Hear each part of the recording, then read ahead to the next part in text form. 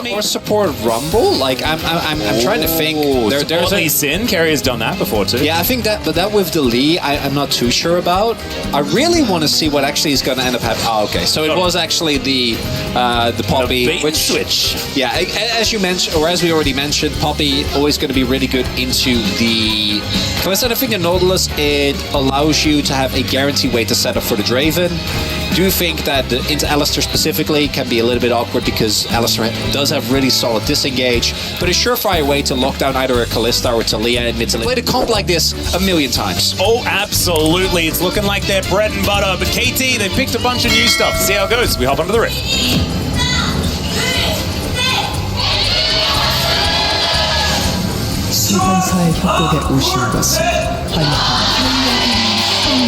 I like the difference in the fan chants, because you can hear the KT fan desperation, even in the chants. And we're on the other side of the new guys. Some hazing here. Doesn't have W yet.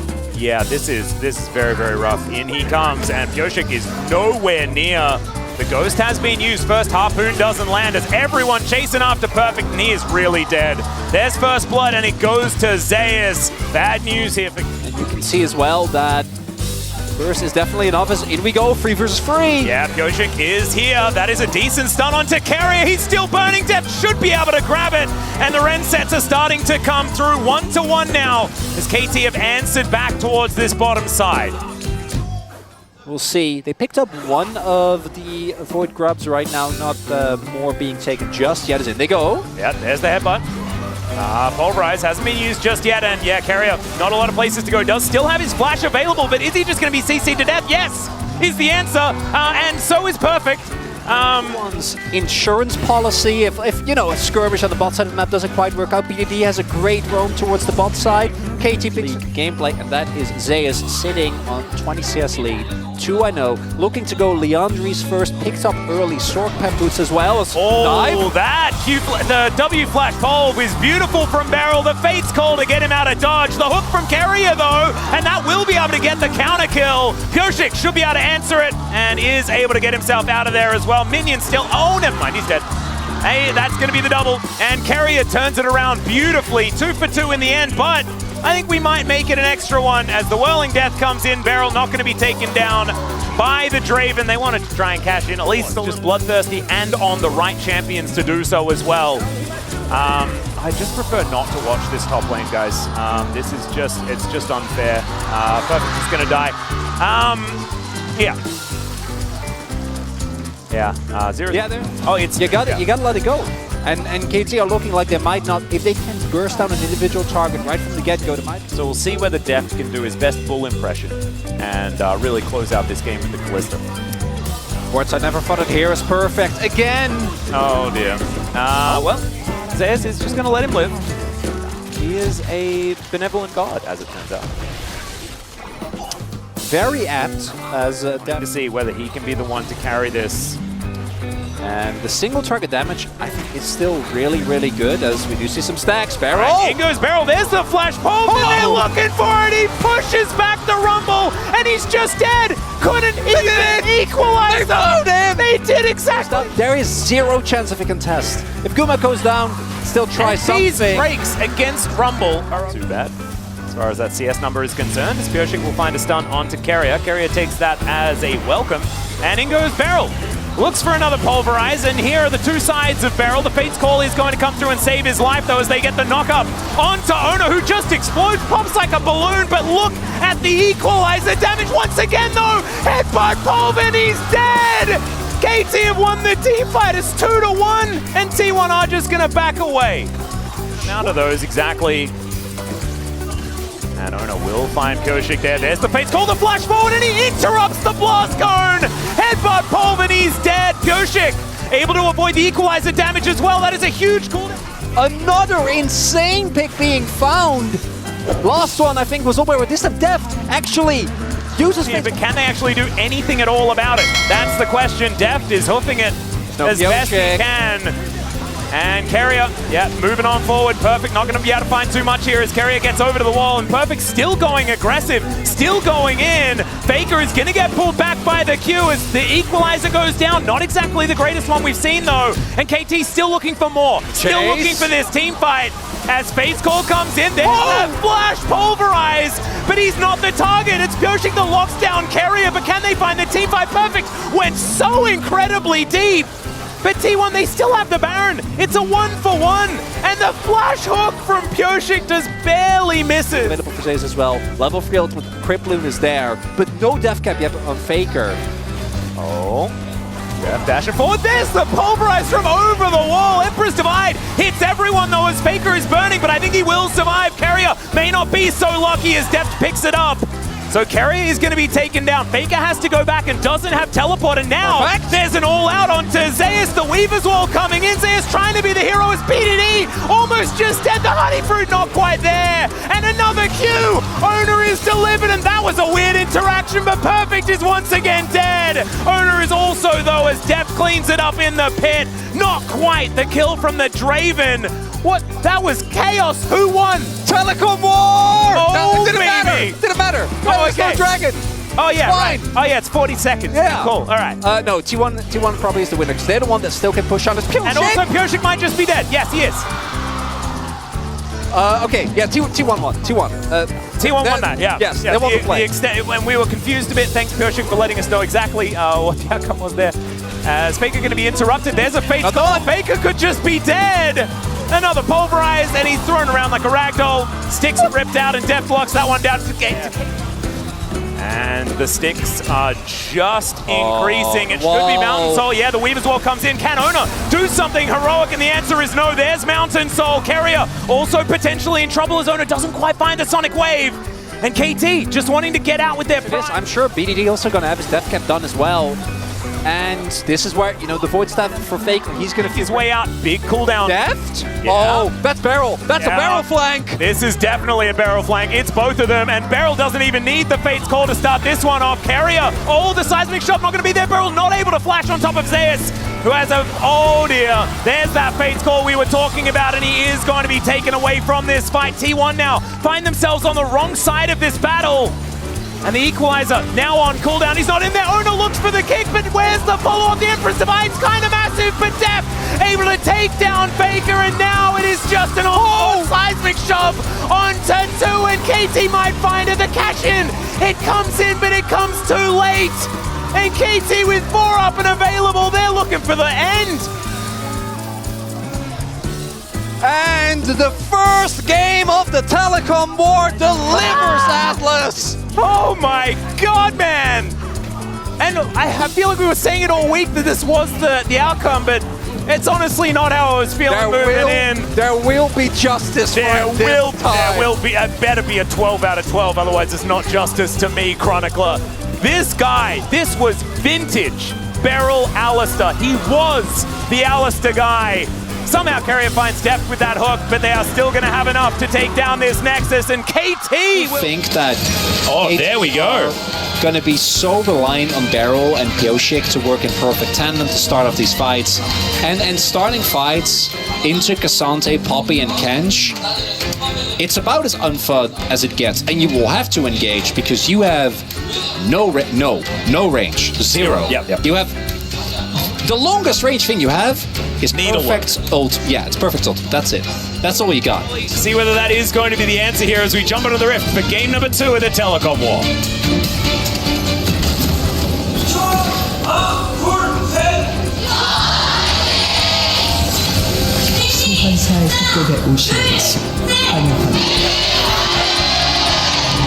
Oh, I can hear some of the manic cheers from the KT fans, and I can understand it. Can he finagle a way out of this is the question, as Owner throws a buckler at him and he's just dead. The answer is he cannot. Deft also may not be able to, does have to flash as Pyoshik walks over a ward, so they know that he's on his way in. To buy at level 3, just not able to offer too much. He is able to get himself out of the way. And Shroud, pretty powerful. Pyoshik does have a slight level advantage, but as you can see, buy into Poppy. Ladies and gentlemen, not exactly the most fun, as there's a heroic charge. And Pyosik realizing that this is not the kind of fun that he's looking for. There's first blood. Oh, sorry, second, as Perfect is also going to get solo killed by Zeus. It is. But you get outranged so badly, even with the hard engage uppercut. And instead, he goes to the... Okay, there's an all-out.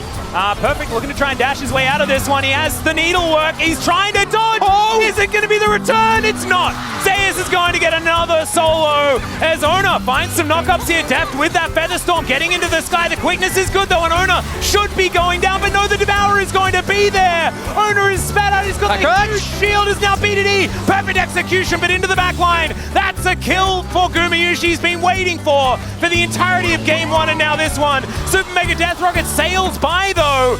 And Beryl, he will live for at least a couple more seconds.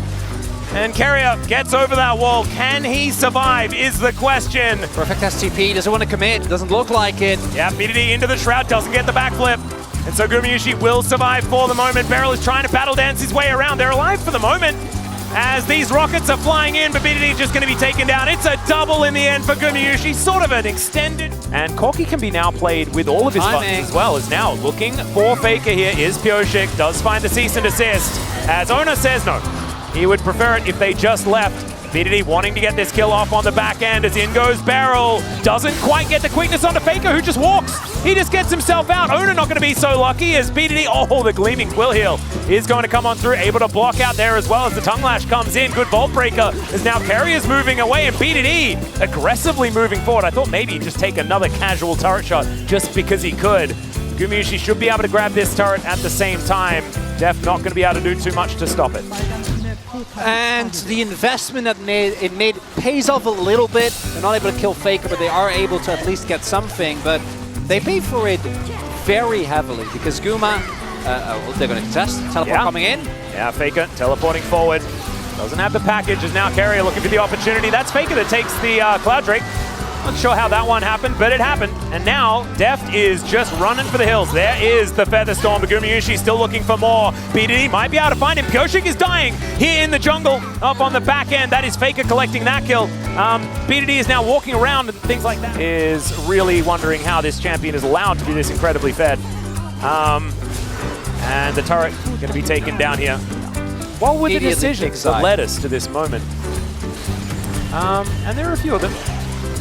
Zeus is also absolutely massive, as we can see here. Carrier going to get engaged on one more time. He is pretty tanky, but there is Beryl. They are able to take down the Tahm Kench. And Perfect finds himself into that backline, so no real answer here as BDD has a flank angle as well. Perfect diving forward, my god! Gumayushi's going to be taken down! And now BDD, the perfect execution, he doesn't get the shuriken, but still, he's able to chase after the pop of the ignite. It's ticking, and Beryl's able to lock it down, but the extension is so large. Zay is almost able to just clean it up, and it snip goes Perfect. And the Gwen will still be able to find... But let's see whether they can string a few of those together, because it can't stop here. As Pyosik, he's going in. Cease and desist down onto Gumayushi, but maybe that's what needed to happen for Pyosik, as Gumayushi's bullet follows him all the way forward. And now they are in the shooting grounds. BDD, does he have the perfect execution to try and lock this one down? Zeus is all the way underneath an inhibitor turret. He goes all out, but Perfect is kind of okay with it. BDD is real dead though, and Gumayushi, he is now tidying up as the triple kill comes in, and Zeus is still alive. He went for a journey amongst as many inhibitor turrets as he could find, and it's a clean ace. Is it just the game? Oh, Pyosik is already alive again. Oh, it's 19 minutes. Yeah, maybe the death times aren't quite long enough. It's an 8,000 gold lead though, and whether the game ends right now, I think it's already over. So do we stamp this one? That's my question. Stamp it with what? Zeus just doesn't take damage. He did in the last little engage because there was a, around 7, 1, and 3 on this Jinx. As over goes Ona, Steadfast Presence gets a fair bit of value, and package delivered! FedEx from Faker into the back line, absolutely obliterating them. That Baron was all a cunning ruse, and how many aces do you need?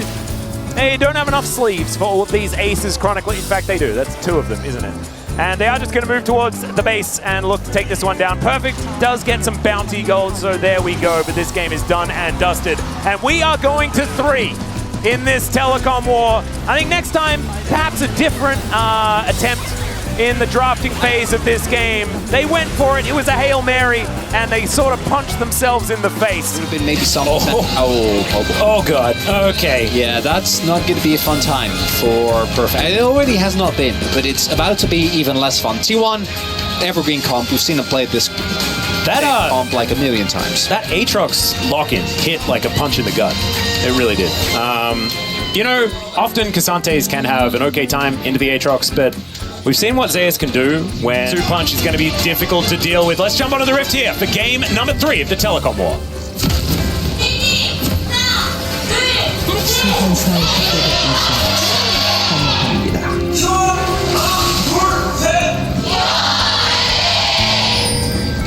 All right. Fans very loud here in a sold-out LOL Park. Pretty good there as Wind becomes lightning, and Ona taking a bit of damage here as the knockup should be coming through. There it is. Yoshik doing well, gets through. The Aftershock is now BDD and Faker also fighting, but another Wind becomes lightning, and there's the flash forward, and it's just a solo kill. But I think Ona really underestimated the damage that came through as we're back to ARAM. Yeah, just an ARAM. Now there's a shockwave. Beryl somehow gets caught, but the fire kick is going to get Ona away. Yoshik now dashing forward. The bubble is going to connect, and Faker takes down the jungler. And now Beryl having to get out of there. He may have a campfire, but he doesn't have too much more, and he's still going to get knocked up. There's the ebbs and the flows, and Carrier locks down that one as well. Sometimes you get caught back, and they do manage to clear out the vision. So another attempt at going home. Is this a replay? Yeah, we're seeing more replays. As Yoshik gonna get shockwave once again. He dashes on top of Faker here, trying to keep himself up, but it does not work. And a Magnet Storm comes through. BDD a little bit late on that one as the bubble is going to get shifted out of the way of.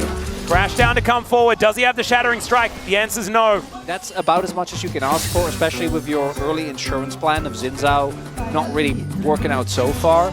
Now Ona looking to try and make another attempt onto BDD. Good positioning from Kyoshik as Emperor's Divide misses. And now BDD's going to get punished for it. The Magnet Storm's beautiful. The Shockwave's better. And there is the kill on the Azir. Kyoshik will find the knockup onto Ona. They may not be able to get another one. Completely over. As that one was, as Faker makes his way down towards this bottom side. A little bit of a disengage there as Beryl feels like he has a target on his back. There is the Crescent Guard. It's going to go wide there as teleports are coming through. Ona might just be dead. There's the knockup. And in goes Perfect. Can he find Faker as the all-out comes in? Special delivery as he's also fire kick, trying to go even further in. I'm not sure about that one. But I like the gusto from the young man as Infernal Chains. Deft is bubbled, pulled back and destroyed. Double kill for Gumayushi, and T1 once again out on top.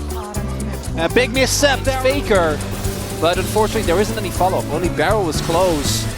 Yeah, and Zeus is in position as now Kyoshik is very dead, super dead. He is going to get stabbed there. Owner is going to be able to collect that kill. And Def trying to do what he can underneath this turret here. The orb awareness. Something that you certainly need to have as oh no! Here's the jump scare as good flashes do come on forward. But Beryl, he ain't going to be so lucky. The culling comes through and that is going to take down the Melial. But it feels like the X factor of game number 1, and we all know what it was. Just isn't there, because Beryl right now playing an Enchanter. Pull off the Baron for the moment. At least bought them a little bit of space here as, all right, Yoshik just going to go in. There's the Crescent Guard to try and deliver Ona into that, I guess, amount of damage. But the Shockwave is so big from Faker! And yeah, Moonlight Vigil lands, but the damage is well and truly done. Perfect trying to do what he can, but he's wondering where the heck his teammates went. They are in the Death Chamber, and they invited an unfortunate disaster in the form of that Shockwave. Yeah, another flash has to come out there. As BDD gets Faker away from the inner turret. But he was just pushing up the way. Not a lot. Well, you'd say that it's not over till the Nexus. Yes. Is it likely that KT's Nexus is the one that falls? Yes. It is a state. What game state we're currently in? Well, inner turret is going to fall. That is the last Tech Drake. Not long for the world. T1 going to get themselves to Soul Point. How consequential that is? And look at this Baron. It's already very close to going down, and I don't think Kyoshik will be able to get in there. They do manage to secure it, and now Kumyushi looking for even more. Good fire kick to interrupt the culling. As in goes PDD, finds 3, but there's no one else there. No one's in the vicinity, and he's taken down. My God, this Zeus damage is absurd. And it's a decent little attempt there. Last breath, perhaps, from KT, but T1, they snuffed them out, and now they're looking to clear up this base and claim the first telecom war of 2024 as their own. And it was a rough start for T1 in game number 1, getting taken down by KT. But game 2 and game 3, even though this one wasn't as fast, a completely different story. I think the emotional damage of this particular game was high.